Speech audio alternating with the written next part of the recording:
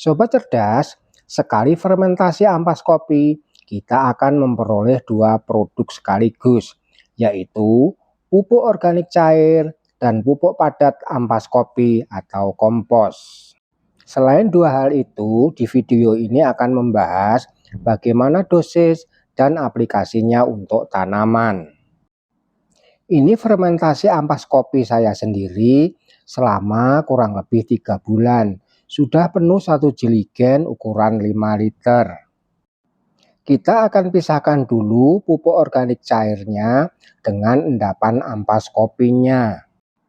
Tuangkan pelan-pelan pupuk cairnya pada satu tempat supaya mudah pemanfaatan pupuk organik cairnya. Dalam satu jeligen 5 liter ini, POC-nya kurang lebih hanya 2 liter saja, hasil dari pengumpulan selama 3 bulan. Sebagai tanda berhasilnya fermentasi yang benar, maka aroma pupuk organik cair ini campuran wangi kopi dengan wangi tape singkong. Kalau aromanya busuk atau asam, berarti fermentasi ini gagal. Setelah pupuk organik cairnya dipisahkan, sekarang kita akan mengeluarkan ampas kopinya. Supaya mudah dikeluarkan, endapan ampas kopi ini harus diaduk-aduk dulu. Endapan ini sangat padat, maka harus diberi sedikit pupuk organik cairnya, lalu dicongkel-congkel dan diaduk.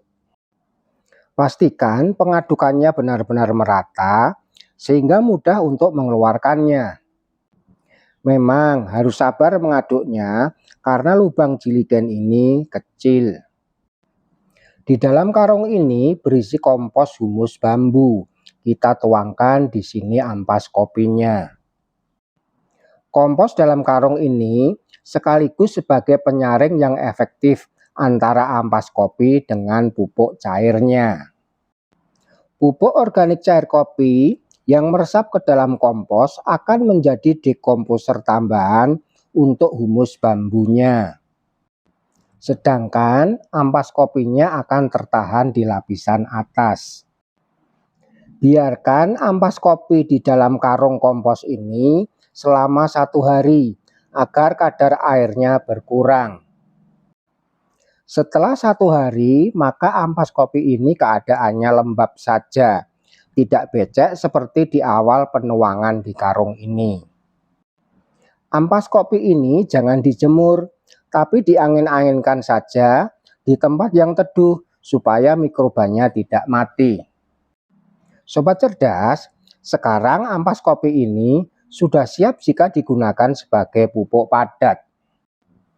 Ayo kita pisahkan ampas kopi yang ada di lapisan atas dengan kompos humus bambu di dalam karungnya. Ampas kopi ini tidak banyak, mungkin hanya 2,5 kilo saja. Sobat cerdas, ada 3 cara untuk mengaplikasikan pupuk padat ampas kopi ini. Yang pertama, bisa langsung digunakan untuk pemupukan pada tanaman. Yang kedua, sebagai campuran media tanam. Dan yang ketiga, bisa dicampurkan dengan kompos sehingga memperkaya nutrisi komposnya. Pupuk ampas kopi ini saya campurkan dengan kompos humus bambu, sehingga kualitas nutrisinya bertambah lagi. Aduk-aduk sampai bercampur merata dengan humus bambunya, jangan sampai ada yang tersisa gumpalan ampas kopinya. Kalau ingin menggunakan ampas kopi sebagai pupuk padat langsung, seperti ini caranya. Tinggal taburkan saja di sekitar tanamannya.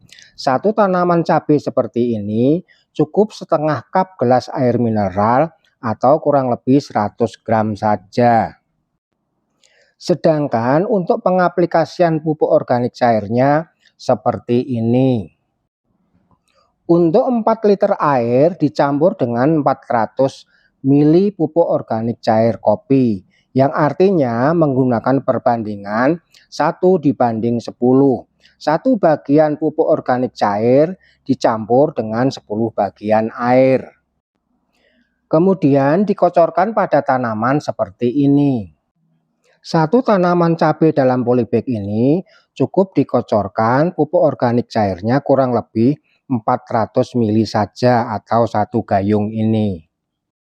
Sobat cerdas, karena jerigen ini sudah kosong, maka kita akan gunakan lagi untuk fermentasi ampas kopi yang baru.